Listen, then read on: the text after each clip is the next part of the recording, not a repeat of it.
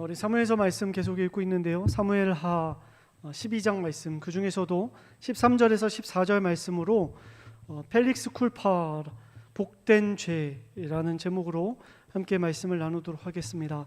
우리 먼저 하나님의 말씀을 한 목소리로 봉독하도록 하겠습니다. 함께 읽겠습니다. 시작. 그때에 다윗이 나단에게 자백하였다. 내가 주님께 죄를 지었습니다. 나단이 다윗에게 말하였다. 주님께서 임금님의 죄를 용서해 주실 것입니다. 그러므로 임금님은 죽지 않을 것입니다. 그러나 임금님은 이번 일로 주님의 원수들에게 우리를 비방할 빌미를 주셨으므로 밧세바와 임금님 사이에서 태어난 아들은 죽을 것입니다. 아멘.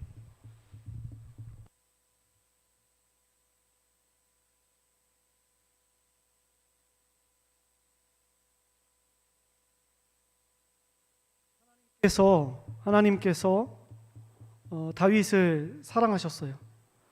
그와 언약을 맺으셨고 그를 너무나도 그의 가문을 그를 또 사랑하셨습니다. 그래서 다윗이 범죄했을 때 그 범죄 가운데 그를 그대로 내버려 두지 않으셨습니다. 하나님께서 선지자 하나님의 말씀을 대신 전할 나단이라는 자를 보내셔서 그의 죄를 낱낱이 들추어 내십니다. 나단 선지자는 가르칠, 교육할 의무가 있습니다. 그래서 가장 효과적으로 다윗을 가르치기 위해서 당시 학문적인 토론에서 가장 빈번하게 사용되던 비유 이야기를 통해서 다윗에게 하나님의 뜻, 하나님의 말씀을 건넵니다. 그 이야기를 제가 한번 나눠보도록 하겠습니다. 부자와 가난한 자가 있었어요. 이야기, 비유입니다. 부자는 물려받은 재산이 많은 사람이었어요. 오늘날로 말하면 재벌집의 장손으로 태어난 자, 그래서 자신이 특별히 노동하지 않아도 원래 재산이 많았던 사람, 그런 부자였습니다. 반면에 가난한 사람이 한 명 있었어요. 그 가난한 자는 가진 것이 없었습니다. 그래서 열심히 일했어요. 그 열심히 일한 대가로 암양 한 마리를 갖게 됩니다. 그게 그의 전 재산이었어요. 그런데 이 양 한 마리가 단순한 재산이 아니었다는 것을 우리는 말씀에서 알 수가 있습니다. 3절에 보면 이렇게 나오죠. 가난한 사람은 아무것도 없고 사서 기르는 작은 암양 새끼 한 마리뿐이었는데 그 암양 새끼는 그와 그의 자식과 함께 자랐다라고 이야기합니다. 함께 동거동락한 겁니다. 그가 먹는 것을 먹었어요. 그리고 그의 잔으로 마셨어요. 그리고 그의 품에 누웠습니다. 오늘날에도 애완동물을 키우는데요, 아주 극진하게 사랑하면서 결론이 이렇게 나오죠. 그에게는 딸처럼 되었다라고 이야기하고 있습니다. 자식 같았다는 거예요. 가족 같았다라는 겁니다. 그런데 하루는 부자의 집에 손님이 한 분 찾아옵니다. 나그네예요. 그냥 지나가던 사람입니다. 근데 고대 근동 사회에서는 나그네를 환대하는 것이 아주 당연한 이치였어요. 반드시 해야만 하는 것이었습니다. 왜냐하면 고대 사회에는 법이 정교화되지 않았고 국가 시스템이 활발하게 작용하지 않았기 때문에 그러한 나그네를 환대하지 않으면 그 사람이 죽을 확률이 훨씬 높았어요. 그래서 누군가가 와서 노크하면서 먹을 거 달라, 재워달라 하면 재워주는 것이 미덕을 넘어서 거의 인륜에 가까운 당연히 해야만 하는 일이었다고요. 이 부자가 자신의 집에 있는 소와 양과 염소, 그 수많은 것들을 봅니다. 나그네를 대접하기 위해서, 환대하기 위해서. 그런데 그게 아까워요. 그래서 자신이 이웃하고 있는 가난한 사람의 집에 있는 그 암양을 약탈합니다. 그리고 어떻게 했는지는 여러분 아시겠죠. 자, 여기까지가 나단이 다윗에게 전했던 이야기입니다. 이 이야기는 밧세바를, 우리아의 아내였던 밧세바를 빼앗았던 다윗의 이야기를 비유로 이야기한 겁니다. 이야기를 듣는 중에 다윗이 들으면서 얼굴이 벌개지거나 울그락불그락해야, 귀가 뜨거워져야 정상입니다. 그런데 다윗은 권력의 정점에 있어서 눈도 멀고 귀도 멀었어요. 자신의 이야기라는 것을 전혀 눈치채지 못했다는 겁니다. 그래서 5절에 다윗이 이런 결론을 내립니다. 그런 일을 한 사람은 죽어야 마땅합니다. 오늘날로 이야기하면 이런 겁니다. 그 사람은 살 가치가 없어요. 때려 죽여도 아까운 사람입니다.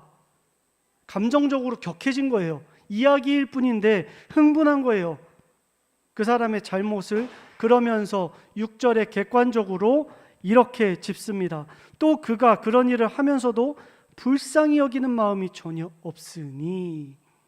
여러분, 저 사람 죽어야 됩니다. 이거는 감정이었고요. 객관적으로 다윗이 지혜가 있었어요.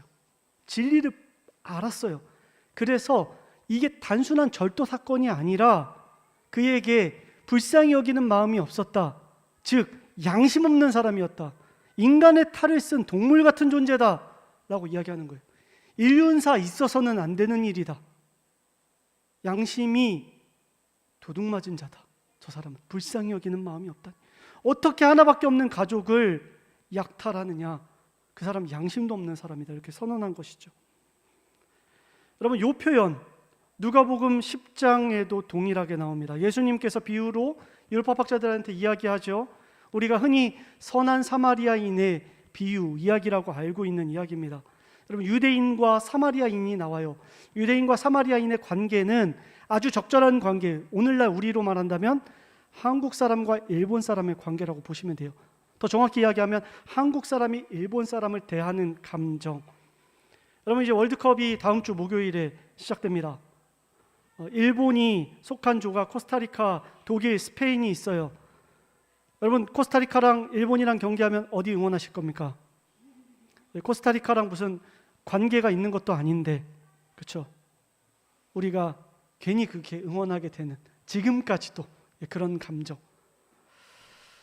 딱 그 마음이에요. 딱 그 마음으로 사마리아 사람이 유대인을 대해야 정상이에요.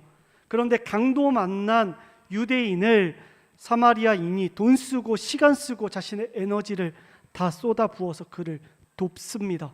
여러분, 이유가 뭘까요? 이유가 말씀에 나와요.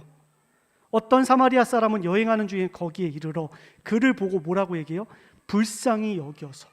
똑같죠? 불쌍히 여기는 마음, 그 양심이 사마리아인에게 인륜의 적합한 마음, 즉 그리스도인의 마음이 그 안에 발동한 겁니다. 그럼 어떻게 하면은 그렇게 될 수 있을까? 그는 어떻게 해서 그렇게 인간다운 마음, 하나님께서 인간에게 심어놓은 하나님의 형상을 가지고 있는 사람이 될 수 있었을까? 주중에 성경 통독을 하다가 베드로전서 1장 22절에서 그 답을 찾았습니다. 이렇게 적혀 있어요. 너희가 진리를 순종함으로 영혼이 깨끗해져서 거짓 없이 형제를 사랑할 수 있다.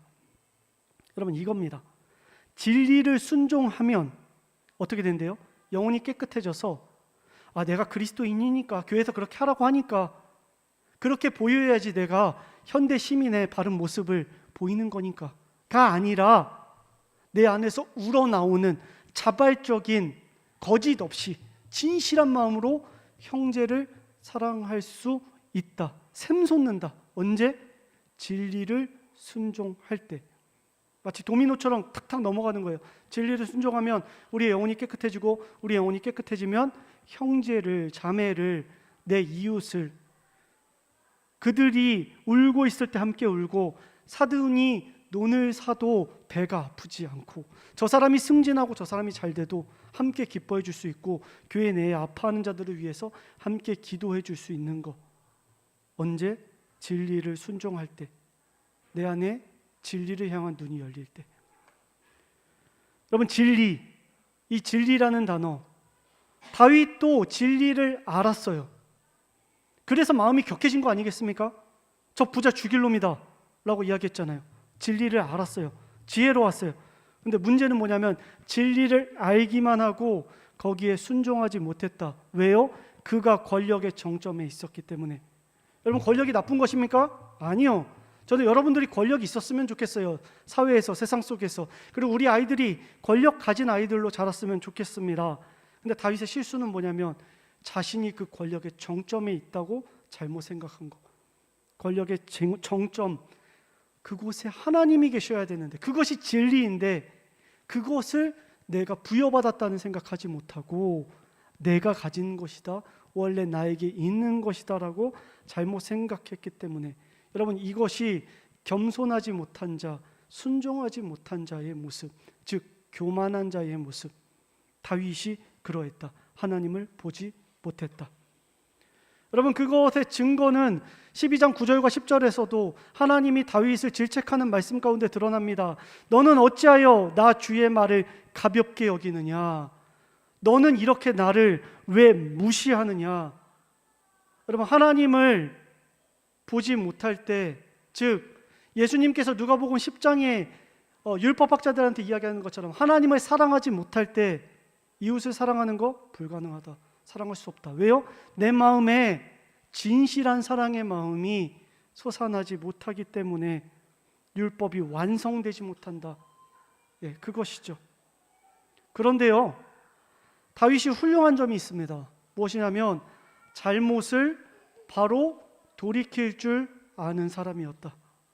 나단이 이야기합니다. 임금님, 그 부자 이야기에서 바로 그 부자가 당신입니다. 죽을 생각으로 이야기했겠죠. 다윗이 어쩌면 나를 칠 수도 있겠다. 하지만 나는 태어난다. 당신이 바로 그 사람입니다. 그런데 다윗이 뭐라고 얘기합니까? 내가 주님께 죄를 지었습니다. 바로 하나님 앞에 엎드리는 모습. 여기서 이야기가 마무리되면은 너무나도 좋겠어요. 그런데 다윗이 그 부자 이야기에서 했던 대사를 한 번 더 살펴보겠습니다. 그 부자는 불쌍히 여기는 마음이 없으니 어떻게 해야 된다? 그는 마땅히 그 어린 암양을 4배로 갚아줘야 한다라고 이야기하고 있어요. 이게 남아있어요, 이 문제가. 왜 4배입니까? 출애굽기 22장 1절에 율법에 양 한 마리에 양 4마리로 갚아야 된다. 예, 갚아야 되는 거예요. 보상해줘야 되는 거예요. 그의 상한 것들을, 그 죄에 대한 책임을 져야 한다고요. 분명히 사무엘하 12장 13절에는 나단이 이야기합니다. 주님께서 임금님의 죄를 용서해 주실 것입니다. 그런데 이게 부딪혀요. 4배나 갚아야 합니다 라는 이야기랑요. 여러분, 이것은 이렇게 풀 수 있어요. 죄책은요, 사라지는 게 아니에요. 용서받는다는 것은 죄책을 없는 걸로 한다는 것이 아니라 옮겨간다라는 뜻입니다. 성경이 이야기하고 있는 원어의 뜻은 죄책을 아예 없애겠다가 아니라 그것을 덮어버리겠다. 그것을 다른 곳으로 옮겨가게 하겠다. 여러분, 제가 여러 번 여러분에게 드렸던 한 예화가 있습니다. 아무리 생각해도 이것만한 것이 없어서 한 번 더 이야기합니다. 제가 전도사 사역을 하는 시절에 한 여자 전도사님의 허벅지에 뜨거운 커피를 부은 적이 있어요. 실수로. 컵을 잘못 잡다가 빠져가지고 허벅지에 뒤어버렸어요. 화상을 입었어요. 매우 그날따라 뜨거웠거든요. 제가 죄책 때문에 눌려서 살아갈 수가 없었습니다. 옆에 있던 짓궂은 저의 동료들이 저를 놀렸어요. 물론 장난이었지만 제 안에 짓누르는 그 죄책감을 제가 어찌할 수가 없었습니다. 다행히도 전도사님께서 약을 바르고 회복하셨어요.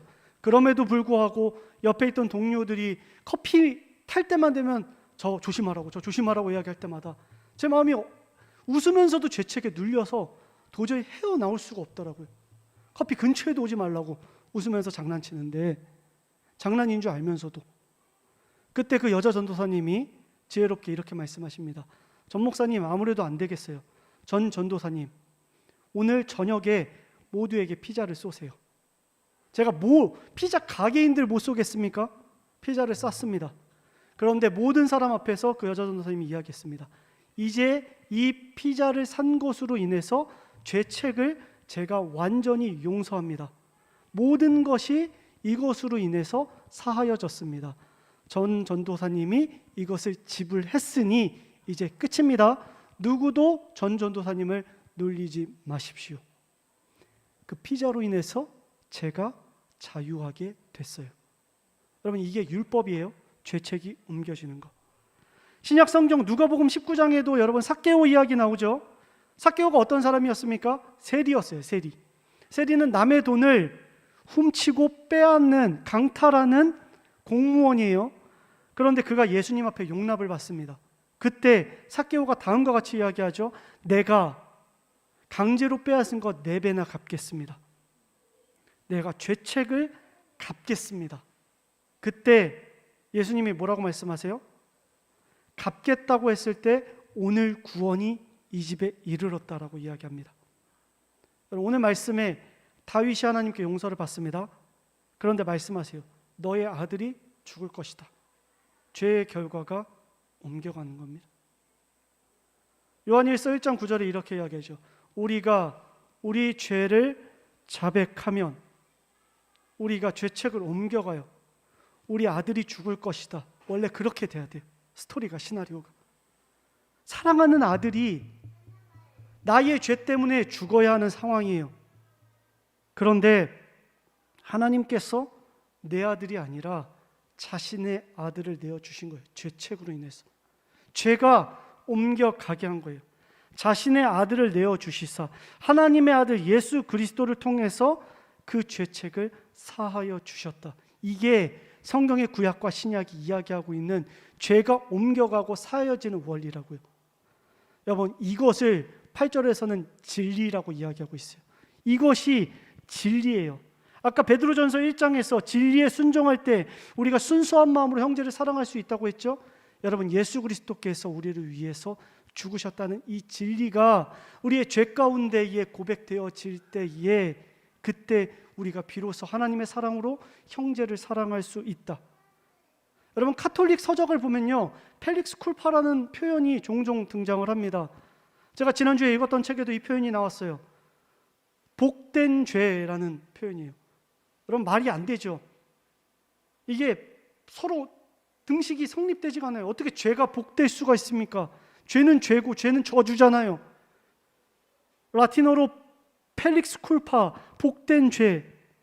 그런데 예수 그리스도 안에서 펠릭스 쿨파, 납득이 안 되는 말인데, 그래서 우리가 도를 전할 때 사람들이 받아들이지 않는 말인데 그것이 현실이 됐다고요. 내 아들을 주어야 하는데 하나님의 아들이 죽어서 내 죄 가운데 예수 그리스도 안에서 펠릭스 쿨파, 죄가 복되게 되었다. 여러분, 우리는 죄 가운데에서 하나님의 놀라운 대속의 은혜를 경험합니다. 여러분, 삭개오가요, 잘 보세요. 내가 빼앗은 것 4배나 갚겠습니다 라고 할 때, 진리를 순종할 때 여러분, 그거 어떻게 되냐면 거짓 없이 형제를 사랑하게 됩니다. 말씀에 나와요. 내 소유의 절반을 가난한 사람들에게 주겠습니다. 그 안에 측은히 여기는 마음, 이웃을 사랑하는 마음, 더러운 죄 속에서 하나님의 은혜로 말미암아, 하나님의 의로 말미암아 꿈틀꿈틀 솟아오르는 그 형제 사랑의 은혜가 삭개오에게 임해서 그가 그의 것을 내어줘도 아깝지 않은 사람이 되었더라. 하나님 사랑, 이웃 사랑. 여러분, 이것을 우리는 그리스도인이라고 부릅니다. 사랑하는 성도 여러분, 한 주간의 우리의 삶이 그러했으면 좋겠습니다. 하나님 앞에, 하나님 진리 안에서, 예수 그리스도의 사랑 안에서 하나님을 사랑하기에 힘쓸 수 있는 여러분 되셨으면 좋겠습니다. 말씀과 기도 가운데, 또 하나님을 묵상함 가운데 하나님을 더 가까이 하시고 하나님의 진리 가운데 아는 것에서 머물지 말고 행함으로 실천할 수 있는, 순종할 수 있는 우리가 됐으면 좋겠어요. 그때 도미노처럼 우리의 영혼이 맑아져서 이웃을 사랑하고 거짓 없이 형제를 사랑할 수 있는 우리가 되어질 수 있는 하나님의 팩트가, 사실이, 기적이 우리 모두에게 있기를 주님의 이름으로 축복합니다. 이 시간 함께 찬양했으면 합니다. 시편 51편 말씀은 다윗이 죄를 짓고 나단의 질책 앞에서 하나님 앞에 고백했던 기도. 내가 하나님 앞에 죄를 지었습니다. 성경에는 이 한 문장이 나오지만 시편 51편 그 기도는 하나님 앞에 나의 죄를 도말해 주십시오. 여러분, 우리도 그렇게 기도했으면 좋겠습니다. 펠릭스 쿨파, 그리스도 안에서 복된 죄, 도말되어진 그 죄 감사합니다. 내가 그에 합하게 변하여지는 놀라운 은혜 사모합니다. 함께 찬양하도록 하겠습니다.